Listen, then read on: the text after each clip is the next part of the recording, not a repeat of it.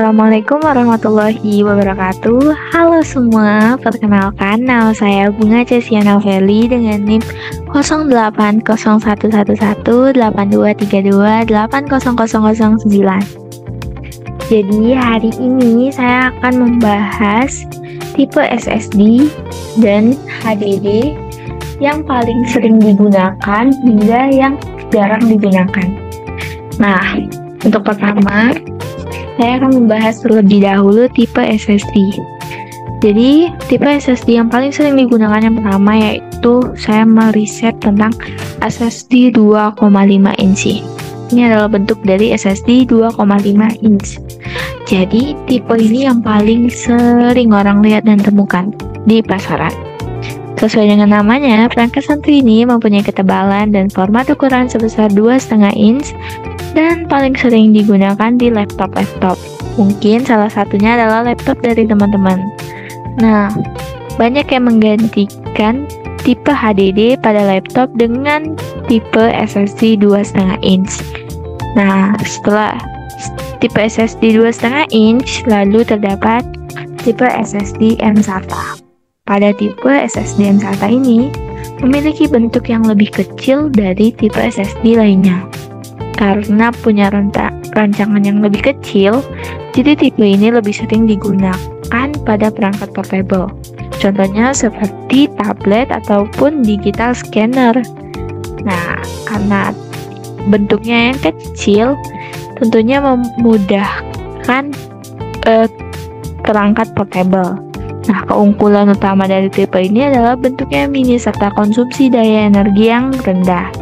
Selain itu, SSD M-SATA juga tahan terhadap guncangan dan getaran. Selanjutnya, terdapat tipe SSD M2 SATA.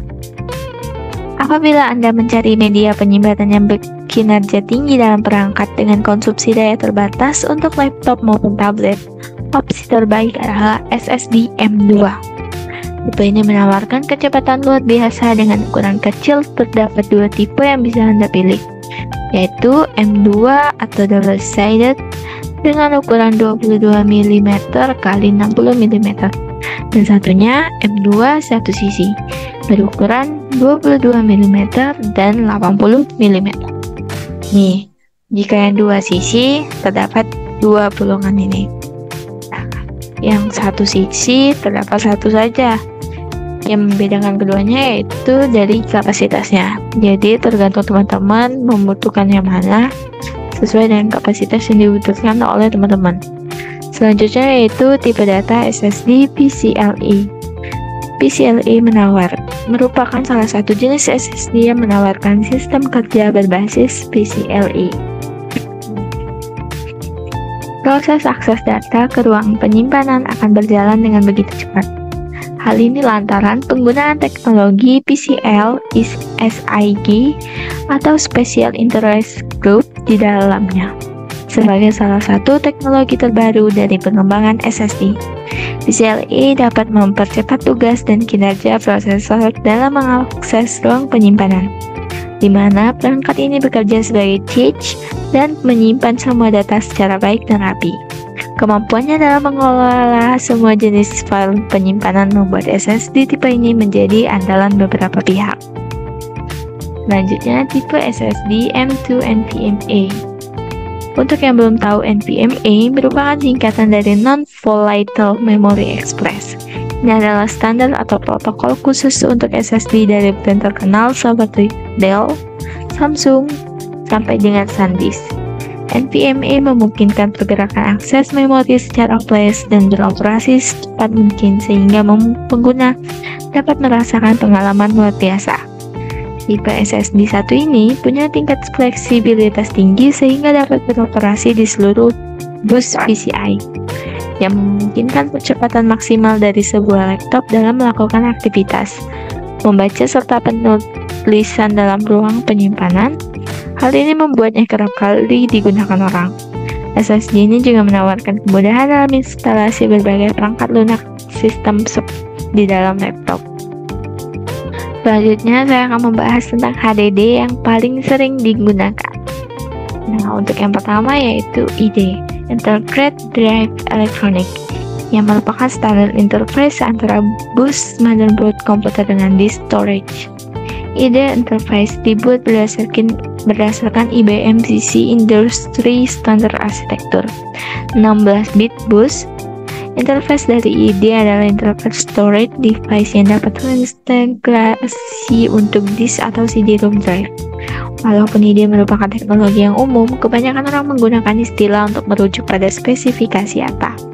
Sedangkan AHCAI atau Advanced Host Controller Interface merupakan mekanisme hardware yang membolehkan software untuk berkomunikasi dengan SATA seperti hostbus, adapter yang didesain untuk hot plugin dan native command lines yang dapat menaikkan kemampuan komputer, sistem, hard disk, terutama membolehkan drive untuk menjalankan perintah baca tulis yang dikirim secara acak dengan tujuan untuk mengoptimalisasi perpindahan head pada proses pembacaan. ACL telah didukung oleh berbagai sistem operasi seperti Windows Vista dan Linux kernel. Selanjutnya yaitu tipe HDD ATA. Tipe ATA ini dibuat berdasarkan standar tahun 1996 yang menggunakan 16 bit paralel dan terus berkembang dengan penambahan kecepatan transport dan ukuran sebuah disk. Standar terakhir adalah ATA 7 yang dikenalkan pertama kali pada tahun 2001 oleh Komite T13. Tipe data ATA 7 memiliki data transport sebesar 133 MB per slot. Kemudian selama tahun 2000 ditentukan standar untuk paralel data yang memiliki data rate sebesar 133 MB per second. Tapi paralel ATA terdapat banyak masalah hal sinyal demand, AMI, dan integritas data. Kemudian para industri berusaha menyelesaikan masalah yang ditimbulkan oleh paralel data dan dibuat standar baru yang disebut serial SATA. Nah, SATA dengan 15 pin kabel power dengan 250 MV nampaknya memerlukan daya lebih banyak dibandingkan dengan 4 pin ATA. Tapi dalam kenyataannya ya sama saja. Dan kemampuan SATA yang paling bagus adalah tercapainya maksimum bandwidth yang mungkin, yaitu sebesar 150 MB per slot. Keuntungan lainnya dari SATA adalah SATA dibuat dengan kemampuan hot swap, sehingga dapat mematikan dan menyalakan tanpa melakukan shutdown. Sedangkan dalam harga, drive SATA lebih mahal sedikit dibandingkan drive ATA. Jadi, SATA lebih memiliki keuntungan dibandingkan ATA dalam konektor, tenaga, dan yang paling penting, performanya. Saat ini, standar ATA telah mulai ditinggalkan dan produsen memilih standar SATA. Nah, selanjutnya yang terakhir yaitu hard disk SSD. Sebenarnya SSD ini sekarang sangat banyak sekali digunakan di berbagai perangkat keras.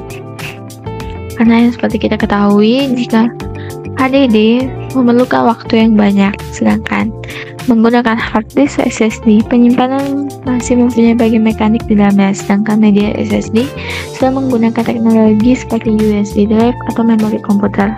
Jika diperhatikan bahwa media seperti USB drive ini tidak memiliki bagian yang bergerak, sehingga memudahkan dalam proses apapun. Nah, sehingga banyak sekali orang-orang sekarang yang sudah beralih ke SSD. Maka dari itu, teman-teman, jika ingin mendapatkan rekomendasi mengenai SSD yang bagus, saya telah merekomendasikan 5 tipe SSD yang bagus menurut jurnal yang telah saya baca. Nah, jika teman-teman ada pertanyaan mengenai tipe SSD dan HDD, silakan tulis di kolom komentar dan akan saya jawab di video selanjutnya. Demikian video ini saya buat. Saya akhiri. Wassalamualaikum warahmatullahi wabarakatuh.